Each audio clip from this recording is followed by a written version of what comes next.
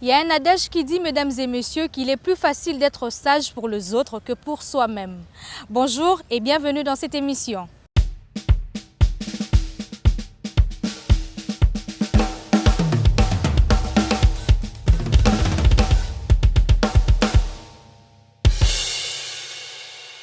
Sur ce plateau, mesdames et messieurs, nous avons le plaisir de recevoir pour vous l'homme qui a su briser la malédiction de la 16e rue, comme on dit chez nous en République démocratique du Congo, de DCMP. Lui, c'est le coach en personne, Monsieur Isaac Ngata, à qui nous disons bonjour et surtout bienvenue dans Zoom.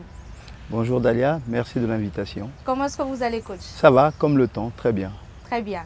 Mesdames et messieurs, ça sera avec lui que nous allons passer du beau temps sur ce plateau de Zoom pour parler de lui, mais aussi de son club. Mais avant que nous puissions parler de ça, suivons d'abord ceci. Qui suis-je? D'où je viens? Comment je suis arrivé là? Tant de questions à se poser sur ma vie. Tous les dimanches, découvrons nos invités et retraçons leur parcours dans Zoom. Dans Zoom, il y a le rire, C'est pas possible. le larme aux yeux, Ce qui me fait saluer au Mabé, l'ambiance bazali kobela bokono bona bazwa mino misenge na bango mpe baluka nzela ya kosukisa bokono bwa ebola okati ya mokili na biso na Congo démocratique. Ah ça. tozo parametre bakarte tomala tozotia musique ofele musique na bino bozotia ofele bozoganga yango te. des surprises, Ah bon? C'est des faux. Oui, mais c'est franchement. Elle n'a pas blague peu trop. Là, ils sont, ils sont venus à retour. et de questions difficiles. Mais c'est une question difficile. C'est une question Non difficile mais parce que... nous, on vous demande 5 seulement. Non, En tout cas, ils ne vont pas vous en vouloir parce que c'est nous qui vous avons posé cette question. Zoom, c'est tous les dimanches à 17h. Et la rediffusion, tous les mardis. L'Equinox vous appelle l'homme du moment. Coach Isaac Ngata. Vous êtes coach du Daring Club Motema Pembe. Dites-nous un peu, pourquoi est-ce que vous avez fait le choix de DCMP? Qu'est-ce qui vous a motivé? Premièrement, l'homme du moment, non, c'est l'équipe du moment, avec tout ce que ça comporte, le staff, les dirigeants, les joueurs. Ok. Et je rajouterai à ça le public de maintenant, parce que grâce à eux, on a fait de grandes choses aussi. Maintenant, pourquoi je suis là? Parce que Vidier Timanga a fait un projet à l'époque, déjà en 2013. Je l'avais déjà accompagné sur la création d'un projet, d'un développement du football en RDC, notamment avec Imana, quand c'était encore Imana avec les deux équipes jointes. Et ce projet n'a malheureusement pas marché. Et j'ai traversé pour retourner chez moi de l'autre côté du fleuve pour entraîner avec l'équipe nationale. Mais l'idée du projet, c'est ce qui m'a fait revenir en RDC parce que c'est un projet sur 3 ans. Et nous, en général, en Afrique, on n'a pas l'idée du projet. Ouais. On a l'idée de la rencontre, du succès immédiat. Et le projet, c'est la plus belle chose qu'il fasse pour qu'on arrive à des grandes choses.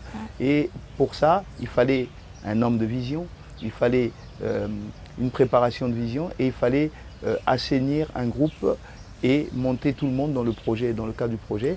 Et ça m'intéresse parce qu'au quotidien, c'est plus intéressant que d'avoir des situations partielles. Vous étiez chez les U17, chez vous là-bas du côté de Congo-Brazzaville, mais vous avez arrêté pour venir dans DCMP. Est-ce que c'est quoi? C'était parce qu'on vous a proposé mieux? Mieux comment? On m'a proposé mieux, oui, mais pas forcément financièrement parce que je n'attache pas trop d'importance à l'argent simplement pour avoir plus ou moins. C'est le travail qui m'intéressait. Donc j'étais effectivement, si je fais un petit récapitulatif de mon passif en Afrique, moi j'ai toujours entraîné en Europe. J'étais entraîneur d'équipe nationale, de niveau national pardon, en Europe. Et j'ai été appelé ici en 2013 par Vidier Timanga qui est un ami avant d'être un président.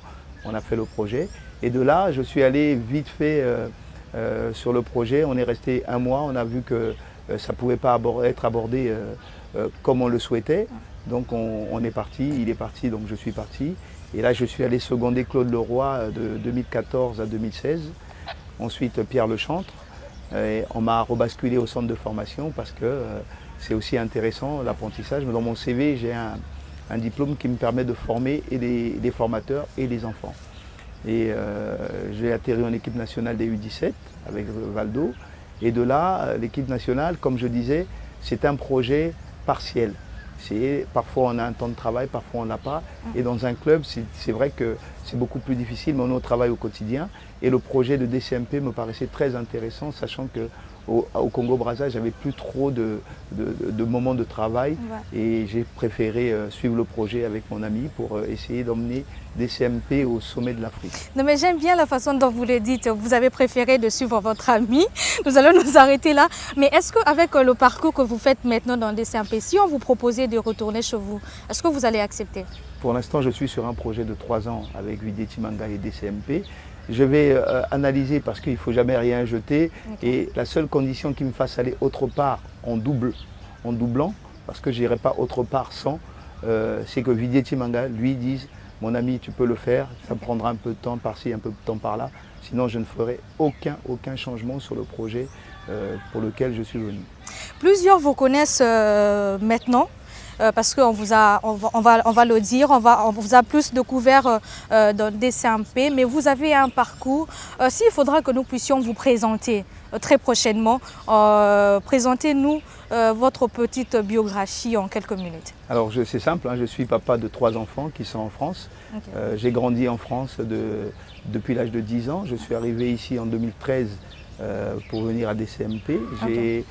En France, je suis dans la fonction publique, haut fonctionnaire d'État français, puisque je suis directeur adjoint des affaires sociales, qui regroupe le sport, la jeunesse, l'enfance et la petite enfance.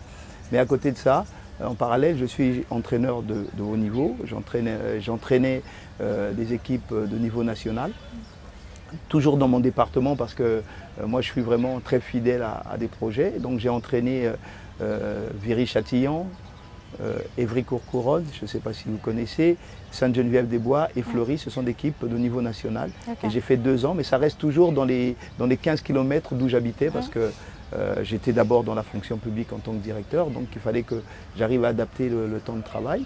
Et de là, après Évry, je suis venu au Congo-Brazzaville pour seconder Claude Leroy de 2014 à 2016, en passant par 2015, l'histoire qui était belle pour vous, moins belle pour nous. Ensuite, Claude Leroy a fini son contrat et s'en est allé. Et on m'a proposé de continuer mon travail avec Pierre Lechante, que j'ai fait sans problème. De là, le projet Pierre Lechante n'a pas trop marché, et donc la place était vacante. Et là, j'ai sollicité, puisque Claude Leroy m'avait proposé à son départ, j'ai dit que je n'étais pas prêt. Et là, j'avais sollicité la transition pour finir avant qu'il y ait un autre entraîneur qui vienne. Ça ne m'a pas été accordé. Et de là, on m'a rebasculé au centre des jeunes. Et donc j'ai accepté. On a fait un bon parcours en Coupe d'Afrique. On a été en finale contre le Cameroun. Okay. Et de là, depuis cette finale-là, c'était un petit peu voilant. Parfois on avait pas de travail. Et ça, je ne sais pas faire. Je ne sais vraiment pas faire. Je suis plutôt à avoir trop de travail que pas assez. Et de là, je suis revenu avec Vidi Manga réécrire un projet qu'il a proposé au sein du conseil d'administration. Ça a été validé tardivement. Donc du coup, on est parti avec les éléments qu'on avait. On a dit, allez, pourquoi pas commencer notre projet avec ceux qui étaient là. Et voilà un petit peu le parcours. Et avec vous à la tête du staff de DCMP, quel est le vrai projet de ce club? Le vrai projet, c'est être champion d'Afrique dans les 3 ans. Okay. Le vrai projet est là. Ça, c'est le projet qu'a écrit du Vidi Manga. On va prendre ce qu'on a et puis on va modifier jusqu'à ce qu'on arrive au sommet de l'Afrique. Et autant pour nous, DCMP, que la RDC, ce serait bien que pour une fois qu'il y ait une grande équipe qui gagne la coupe championne et l'autre qui gagne l'autre coupe, ce serait formidable. Maintenant que vous avez réussi à vous qualifier à la coupe de la CAF, est-ce que vous vous sentez plus à l'aise maintenant à continuer ce championnat? Très sincèrement, je n'ai jamais été mal à l'aise. Pourquoi? Quand j'ai traversé, la première traversée que j'ai faite, personne ne savait que j'étais là, au mois de mai. Et j'ai fait des allers-revenus au mois de mai, au mois de juin pour préparer un projet, les écritures, voir un petit peu si ça aboutissait, comment on allait aborder les choses. Et la fréquentation, la visibilité au beach a fait que l'histoire commençait à venir. Et quand je suis arrivé au DCMP, il n'y avait pas trop de surprises d'abord. Et ensuite, j'étais bien accueilli par le public qui me connaissait depuis 2013 et par le staff gouvernant. Donc à partir de ce moment-là, je suis à l'aise. Ils m'ont mis très à l'aise. La pression était due soi-disant aux supporters. Donc nous, on a essayé de faire comprendre des choses aux personnes. Vidier d'abord, le président, a pris la parole en expliquant son projet et qu'on ne fasse pas ce qu'on fait généralement en Afrique centrale, où quand on a gagné un match, c'est bien, quand on a perdu un match, on balance les pierres, etc. Il a essayé de faire comprendre aux gens que le projet, c'est une étape qui est longue.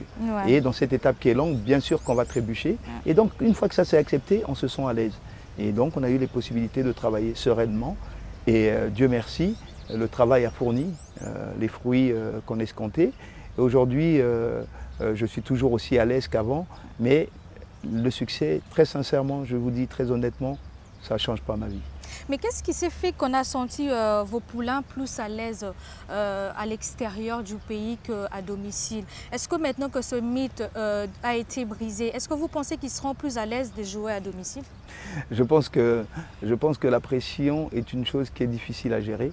Il faudra un peu de temps. Vous voyez, on est plus à l'aise à l'extérieur parce que justement on n'a pas cette pression.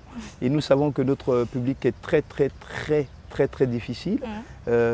Mais ces derniers temps, le public nous a accompagnés, parfois mal, parfois bien, mais il nous a accompagnés. Et pour retirer la pression aux joueurs pour qu'ils soient à l'aise chez nous, j'essaye d'aborder les discours différemment.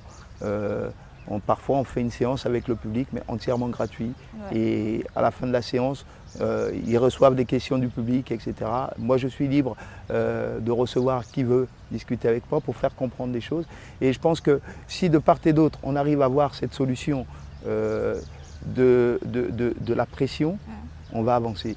Et les résultats faisant que, malgré tout, il y a toujours cette pression parce que on peut chasser la nature, elle revient au galop. Le public, quand il sent que ça ne va pas bien, il commence à crier, etc. ou à insulter un joueur. Et comme je discutais... Non, mais est-ce que vous ne comprenez pas que le public aussi, en étant au stade, est aussi stressé, plus que même ceux qui sont en train de jouer là? C'est pourquoi ils se mettent à crier pour essayer un peu de motiver, de pousser le joueur à aller un peu plus loin. Je peux vous poser une question? Non, mais c'est moi qui pose des questions ici. C'est moi qui pose des questions. Tout à l'heure, en dehors d'une caméra, vous avez dit que vous êtes le coach. Donc vous êtes là pour répondre à toutes les questions. Donc, je vais répondre à votre question. Je vais répondre à votre question. Non. Ce qui est important, je pense que la peur, on l'a tous. La peur, on l'a tous. Quand on va se promener tous les deux dans une forêt, on ne sait pas, dans le noir, moi j'ai une peur, vous avez votre peur. Si je vous transmets ma peur, la vôtre elle sera multipliée par 2 et vous en ferez des bêtises. Donc la peur est normale et légitime. Vous savez, les joueurs quand ils rentrent sur le terrain, ils ont peur. Le public, quand il est dans les tribunes, il a peur. Ça, c'est concevable. Sauf que celui qui va retirer la peur, c'est le joueur. Donc, est-ce qu'il ne vaut pas le coup plutôt de lui montrer notre peur que de l'encourager? C'est là que je voulais vous poser la question, mais Liverpool contre le PSG, premier match de la Coupe d'Europe l'année dernière, à domicile, Liverpool a été dominé par le PSG, mais le public a chanté de la première à la dernière minute. Et qu'est-ce que ça a donné? Un engouement à Liverpool pour gagner la fois d'après sur le projet. Et le projet a fait que Liverpool est venu au PSG, rééquilibrer les choses et ensuite aller gagner cette coupe. Et c'est très important de travailler en symbiose. Et l'harmonisation de nos activités, de nos actions publiques et joueurs fera que DCMP sera encore plus grand. Je sais qu'à Kinshasa, c'est beaucoup plus compliqué qu'à Lubumbashi parce que Mazembe est toujours soutenu. Mais V-Club et nous, on est toujours, ou même Renaissance, quand ça va moins bien, on est toujours abattu. Et je suis désolé. Non, mais vous vous êtes jamais posé la question de savoir c'est dû à quoi? Vous vous êtes jamais posé cette question-là? C'est dû au principe de vie. Au principe de vie, c'est que, désolé de le dire, mais en Afrique centrale, on a tendance à vivre au jour le jour. On n'a pas d'idée de demain.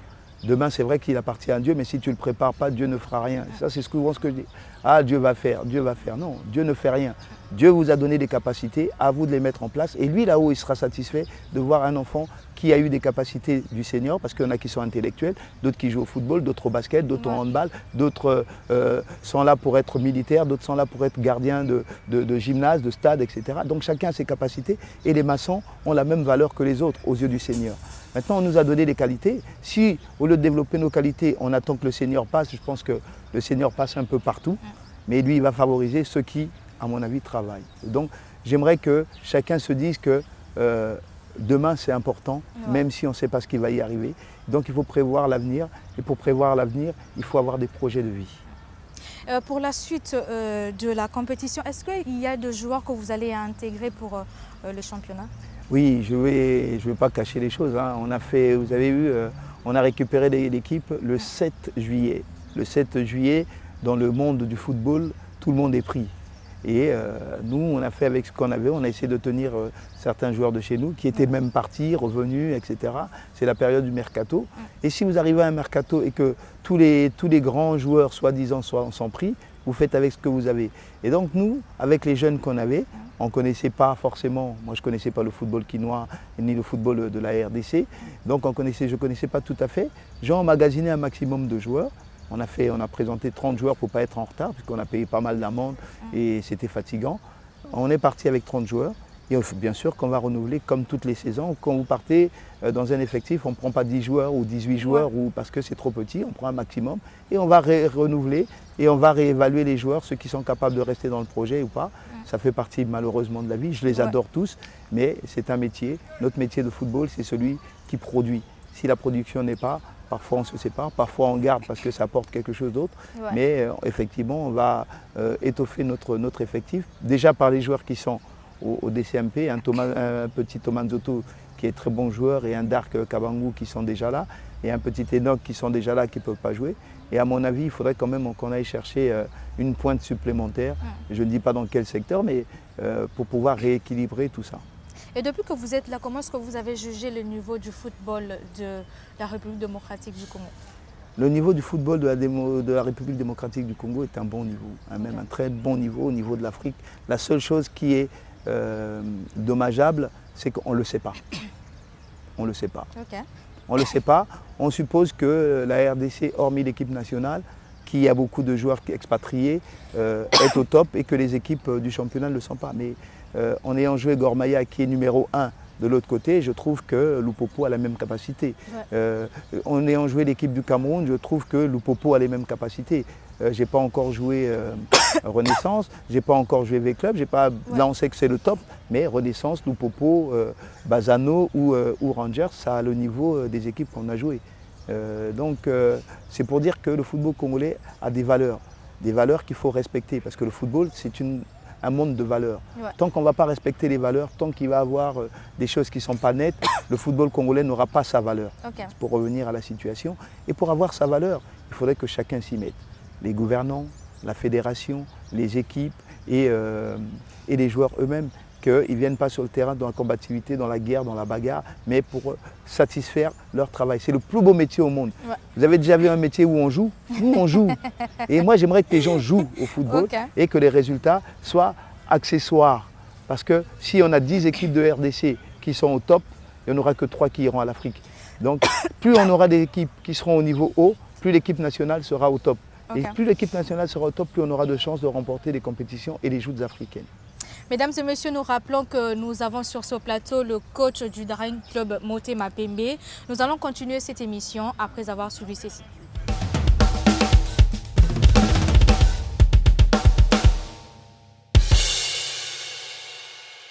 Coach, ça fait 5 mois que vous êtes à la tête de DCMP en tant qu'entraîneur. Comment est-ce que vous jugez l'évolution de vos joueurs? Très bonne évolution. Je crois que quand on a des joueurs qui sont réceptifs, le problème ne se pose pas. Ça a été un peu compliqué au départ parce qu'il y a des mentalités, parce que moi je suis venu avec une mentalité nouvelle. Mais depuis, on est aguerris, ils sont aguerris, ils connaissent le mode de fonctionnement, il y a des règles qui sont là. Vraiment, il y a des règles strictes, très strictes, qu'ils ne connaissaient pas, qu'ils avaient du mal à accepter. Maintenant, ils les acceptent. Je prends juste un exemple. Aujourd'hui, depuis 4 mois, je pense, il n'y a aucun joueur qui est en retard à l'entraînement. Je fais des entraînements avec 32 joueurs tous les jours. Et ça, c'est très bien. C'est-à-dire que la mentalité a évolué dans le sens où ils prennent conscience que c'est leur travail. Et le travail, on y va tous les jours. Et parfois, on a des entraîneurs qui sont dans la difficulté. Parfois, on a des entraîneurs qui ne veulent pas comprendre comment on raisonne. Mais on commence à respecter les principes de fonctionnement de l'entraînement du football professionnel. C'est-à-dire que le programme est établi, parce qu'on fait des entraînements de 5 semaines. Ils savent quel jour ça va être très difficile, quel jour ça va être un peu plus tactique. Et au départ, quand c'était très difficile, on avait toujours « Ah, j'ai ma femme, mes enfants, moi, à l'hôpital, Nicolas Swanga, Boumedeka, qui n'a boutou ». De plus en plus, ça disparaît. Et ça, c'est important de savoir que n'y a plus besoin de règles, mais juste de mental pour venir travailler. Et comment est-ce que vous jugez leur niveau?